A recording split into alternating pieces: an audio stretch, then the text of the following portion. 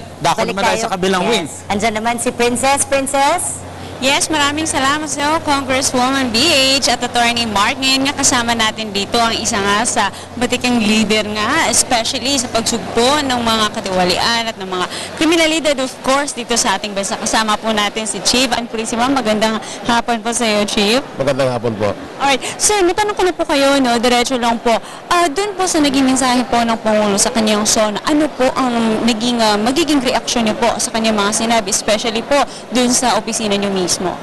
Actually, na malinaw ang sinabi ng ating Pangulo sa kapulisan na yung gusto niyang makilala ang mga nasa likod ng mga malalaking sindikato ay gusto niyang makilala. At yan po ay tutugunan natin sa lalong madaling panahon.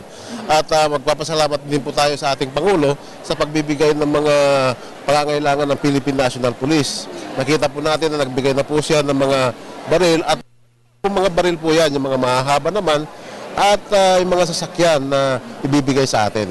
Alright. Sir, ano po yung masasabi niyo dito? Especially, yun nga, no, naparangalan itong ating mga kababayang nasa pulisya. Well, ano po yung magiging mensahe niyo dito sa iba nating mga pulis na para naman ma-motivate po sila sa kanilang pagtatrabaho?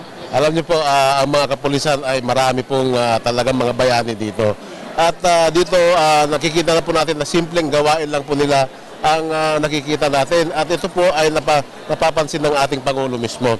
So sa ating mga kapulisan, gawin lang po ang ating mga trabaho at yan ay matutugunan natin ang pangangailangan ng ating mga kababayan. Alright, maraming salamat po, Chief Alan Purisima, sa inyong panahon. Maraming salamat. Alright, back to you, Mark, and Congressman BH. Maraming salamat, Princess.